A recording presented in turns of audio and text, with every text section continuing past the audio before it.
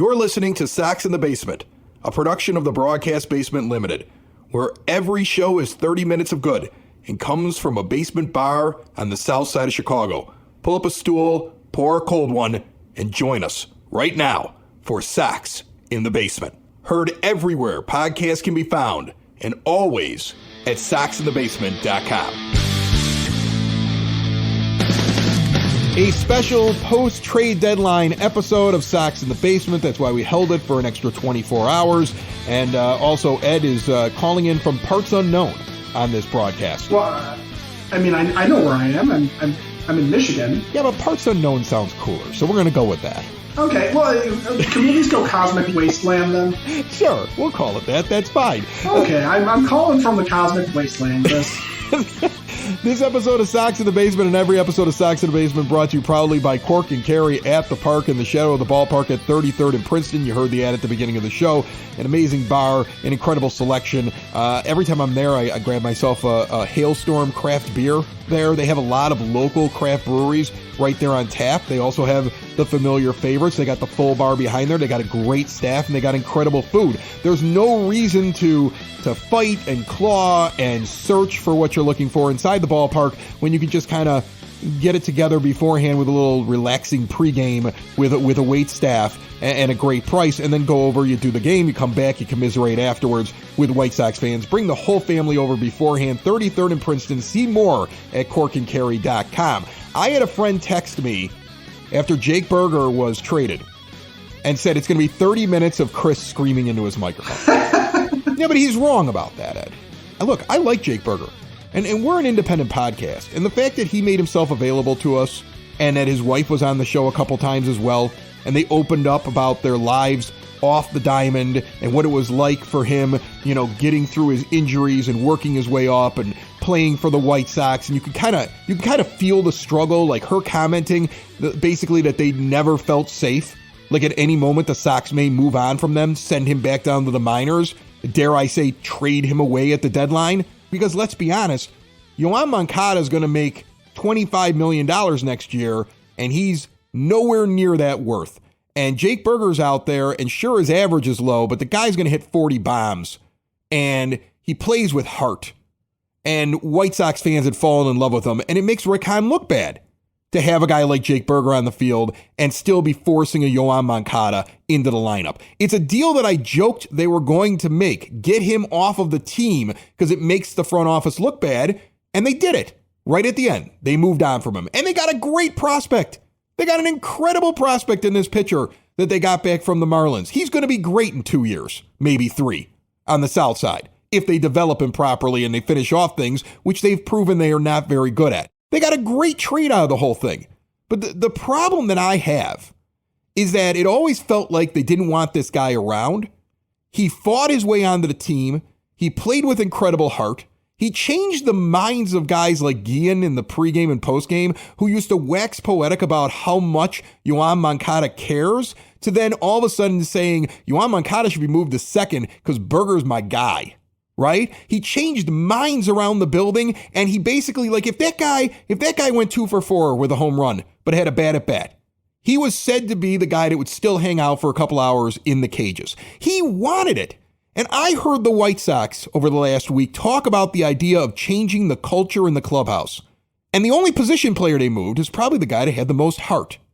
Now, I'm not saying he was the best player on the team. And I don't know if this is his greatest value or he's just starting. But there's a good chance he was just starting.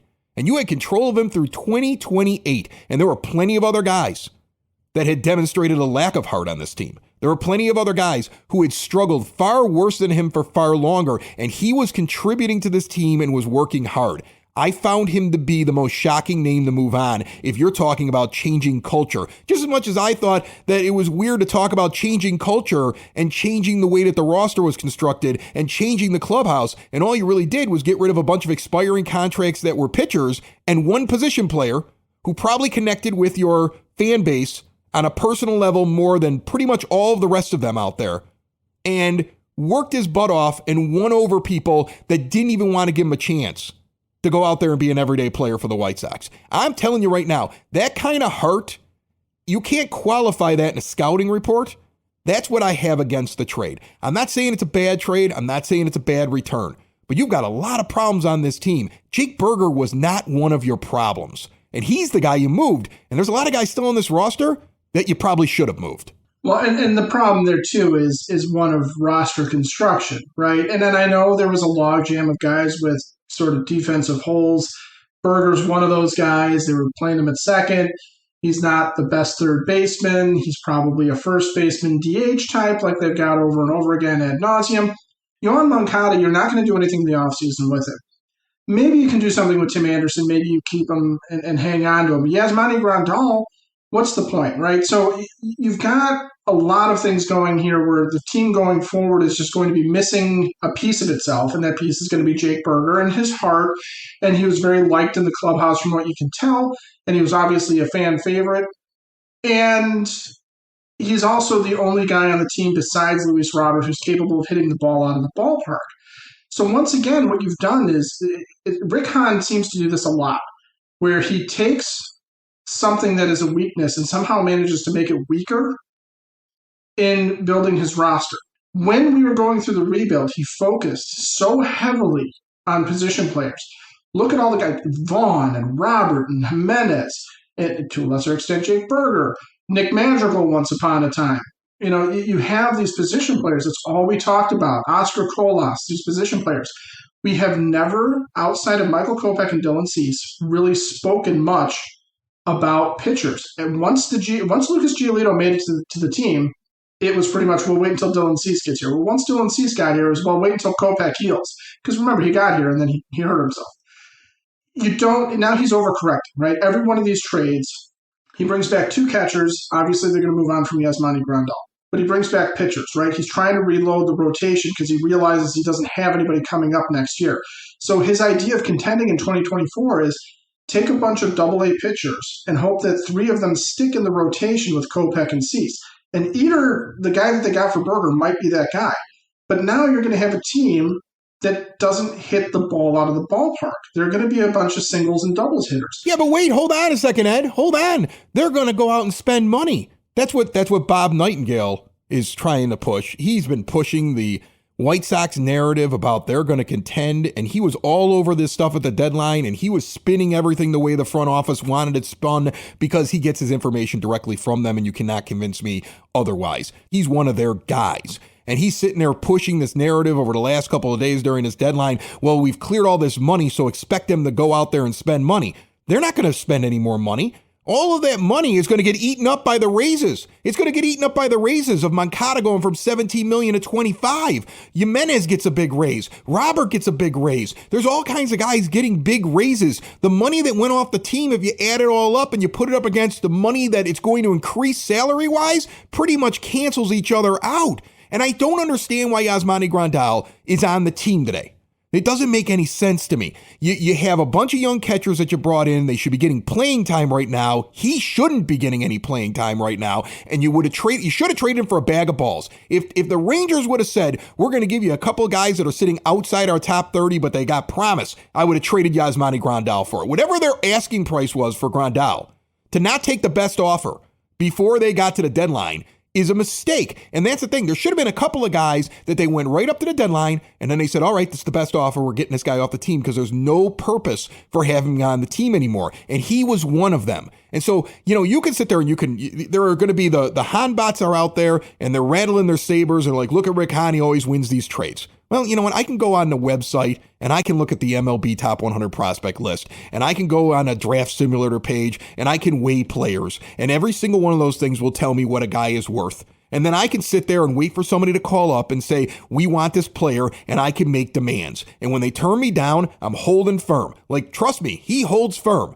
And then when they come up with my price, I trade them. That isn't genius. That's just you had things that people wanted. And you created this problem that you're having a sell-off. So do not celebrate for one moment Rick Hahn in the front office. Do not celebrate for one moment Kenny Williams in the front office, because they shouldn't even have been doing this at the deadline if they knew how to do their jobs properly. Nothing changes. Fire everybody. You got value, so at least they didn't screw it up anymore, but they all should be gone in the offseason, period.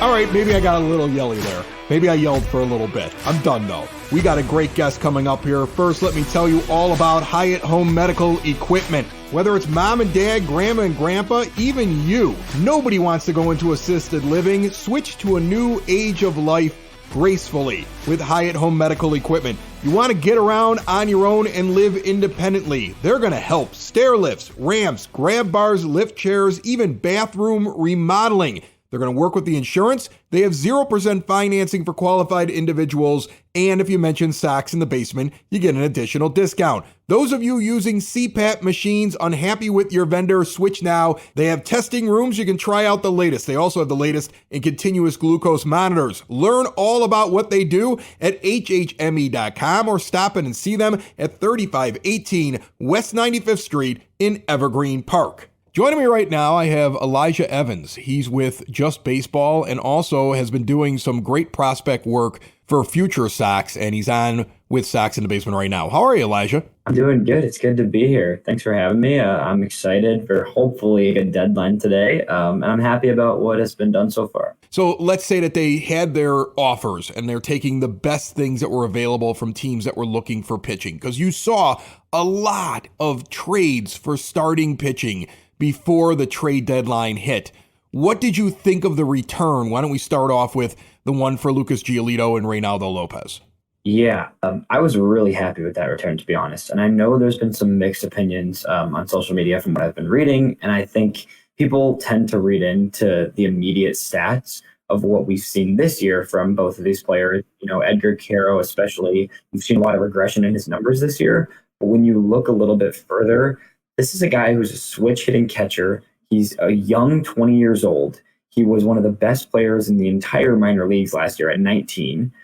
And, you know, he was pushed a little bit. The Angels are in a situation right now where they're trying to win, and they forced him to Double-A. They had him jump over Single-A. He played in Single-A last year, skipped High A, went up to Double-A. And he's still been an average hitter this year with a really advanced approach, especially at 20 years old. This is a guy who I think has a legitimate shot to be the future catcher of the White Sox for a long time.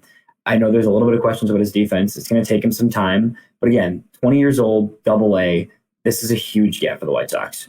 I understand this year is a little bit more troublesome, but like for two rental pitchers, he's a really, really good get and about as good as it's going to get. He's a solid prospect. I just worry about them rushing him because you mentioned the difference between his Single-A and Double-A and how the Angels rushed him up there. I mean, the guy was hitting in the 300s with an OPS of almost 1,000. He was well over the 950 mark, if I remember looking at the back of his baseball card. And then this year we're talking about a guy with a 700 OPS who's hitting in the lower 200s, and he's still trying to figure it out in Double-A. I saw suggestions from James Fox, also with FutureSox, saying the White Sox really should put him back in Single-A to finish this season, get him right, and not rush him. But then I see Rick Hahn saying these are players that are going to impact us as soon as 2024, and that just seems unrealistic. Yeah, I don't think Quero is 2024. I think that would be foolish of the organization in all reality.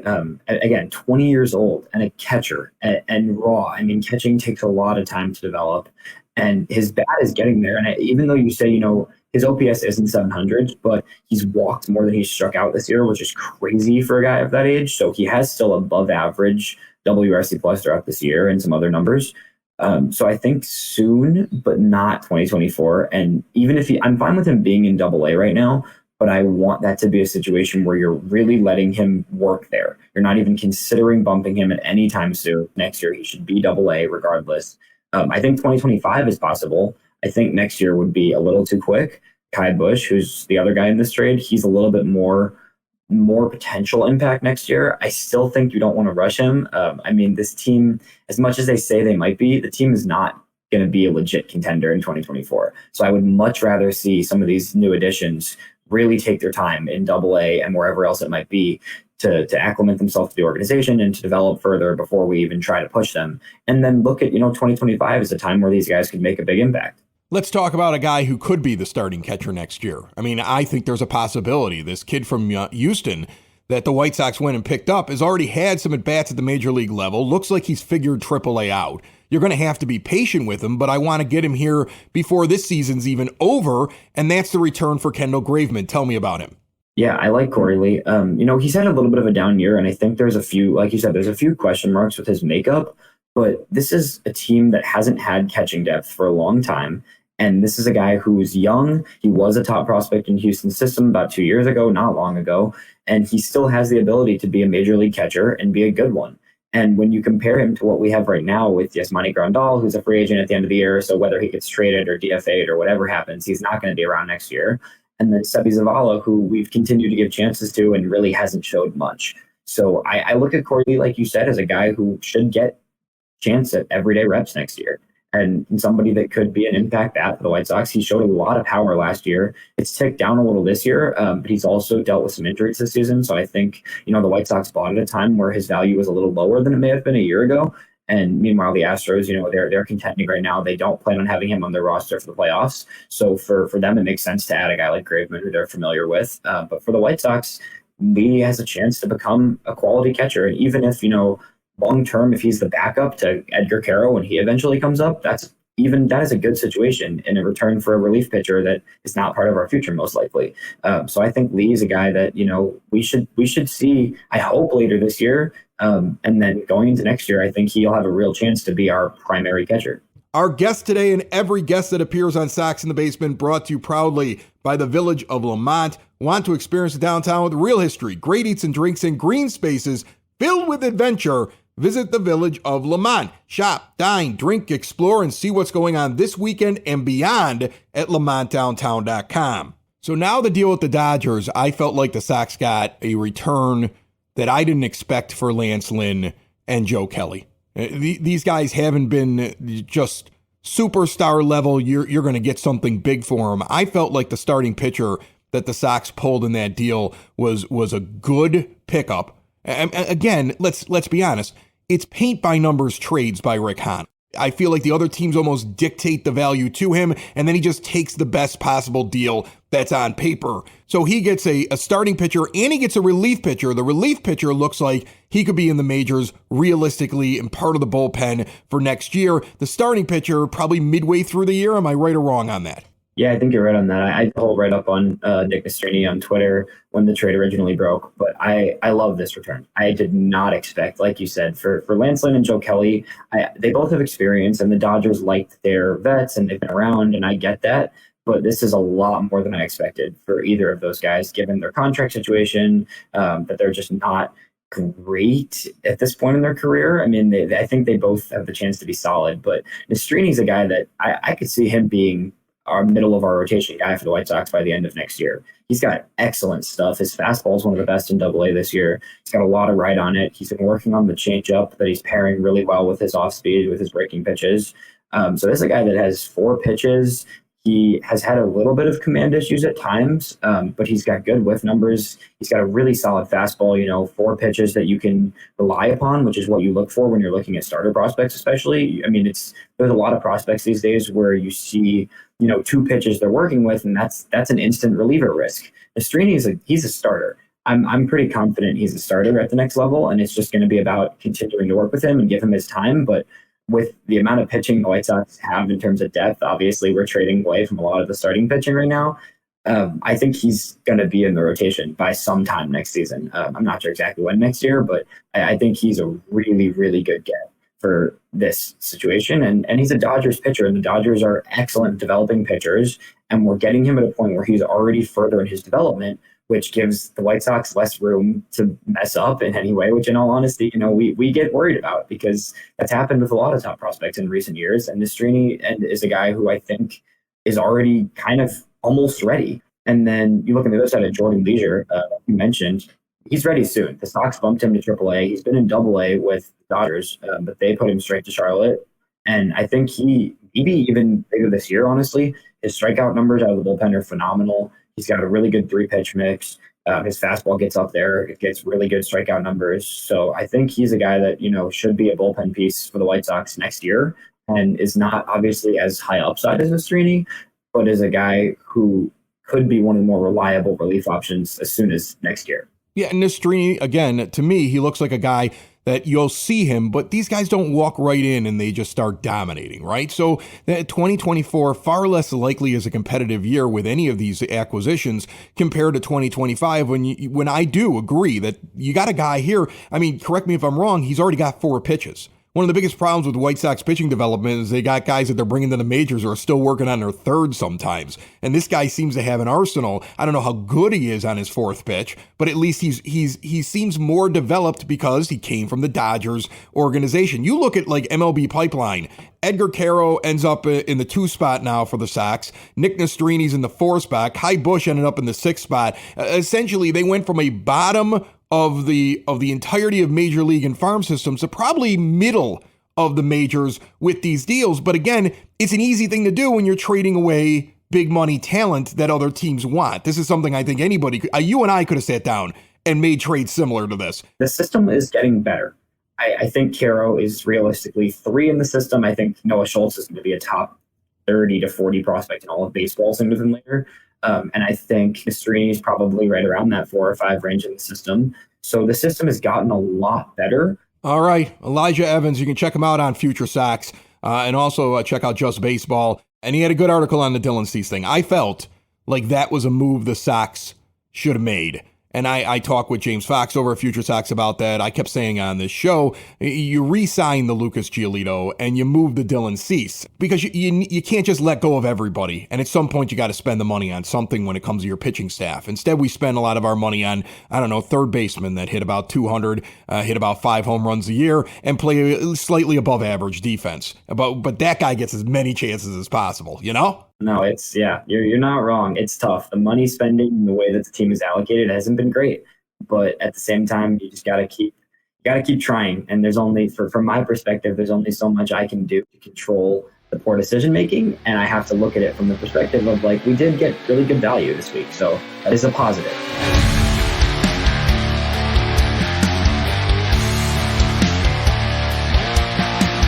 Hailstorm Brewing Company is the official brewery of Sox in the Basement. They have a scratch kitchen now. Open 11 a.m. for lunch Tuesday through Sunday. The smoked wings are spectacular.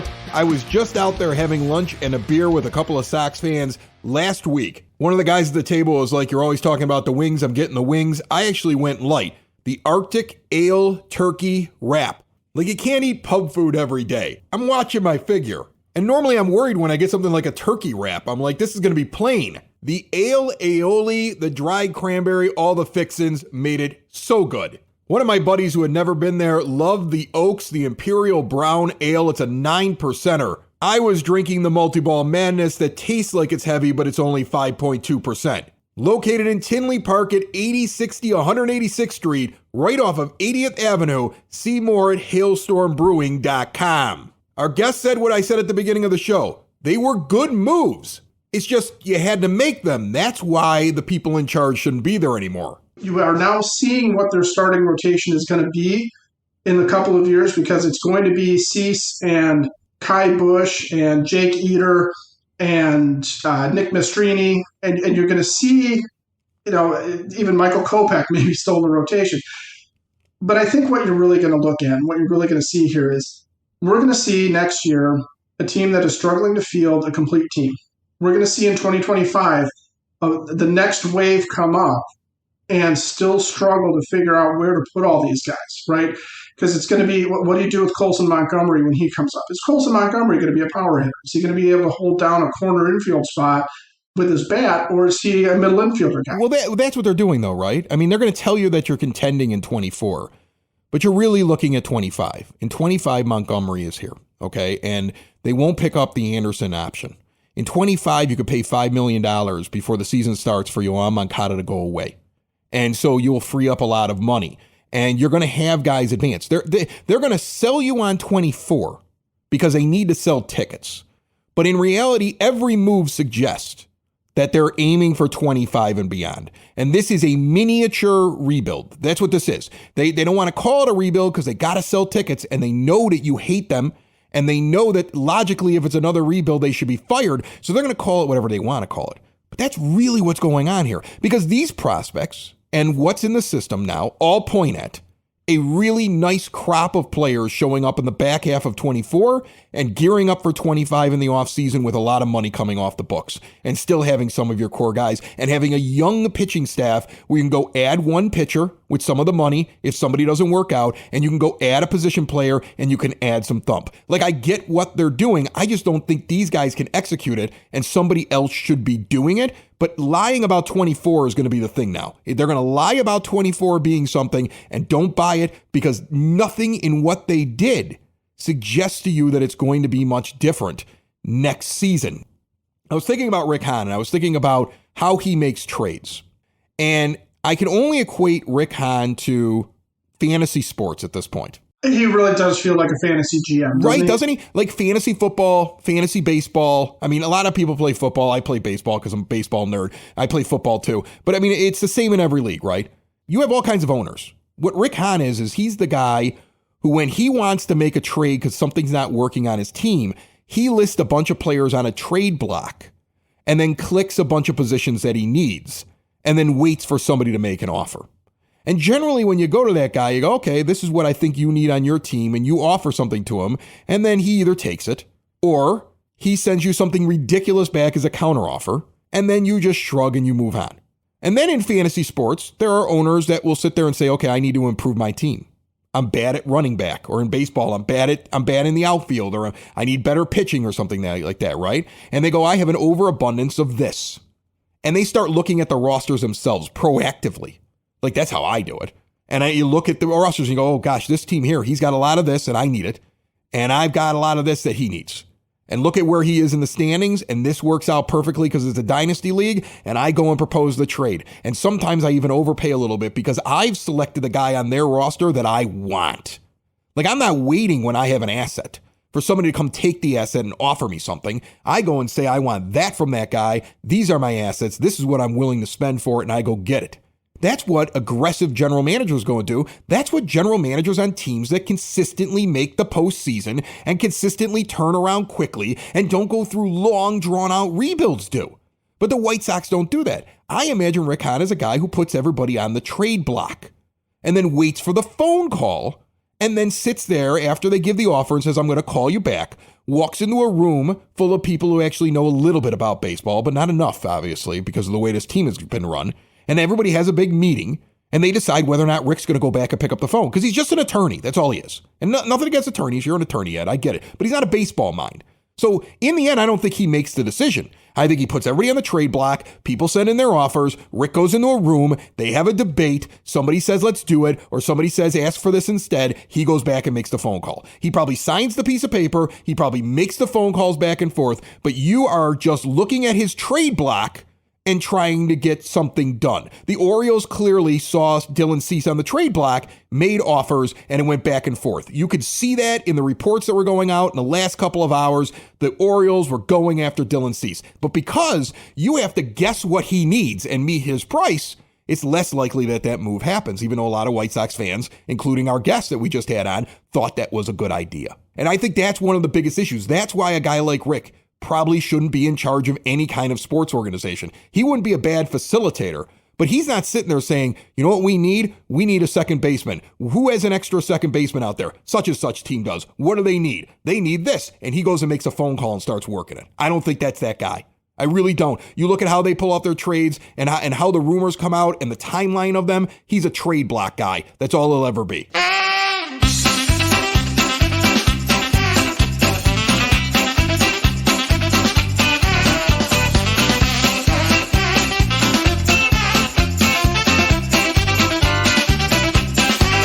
On the line with me right now, Dave Marin, the Sox Nerd, the guy who puts all those great tidbits up on the scoreboard. And I'm going to tell you something, Dave.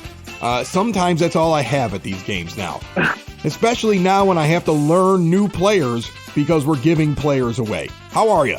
Well, that's what I'm here for. I'm great, Chris. How are you? I'm good, man. I'm good. What do you got for me this week? Chris, Shohei Ohtani's recent one-hitter in the first game of a doubleheader and multi-homer game in the next got me to thinking about great two-way performances in White Sox history. I referred to some of these on the scoreboard the other day as White Sox Ohtani. One I did not flash, which I should have, occurred on May 1st, 1959, when future Hall of Famer Early Wynn homered in the 8th inning and went the distance in a 1-0 victory over Boston at Comiskey Park. As if we didn't know already, times sure have changed. Wynn was left alone in that one, even though he walked 7 and only had 2 1-2-3 innings. 2 years earlier, on June 16, 1957, the White Sox' Dixie Howell turned in one of the greatest two-way performances by a reliever in baseball history. Would you believe 2 homers in a stint where he threw 3 2/3 shutout innings and got the W in a win over Washington at Comiskey Park? Howell is the only Sox pitcher with a multi-homer game and the last of 4 relievers in big league history to accomplish the feat. The greatest hitting pitcher in Sox history was Gary Peters, who clubbed 15 home runs in his 11 seasons on the South Side. So good was Peters that manager Eddie the Brat Stanky once started him in the 6th spot in the order.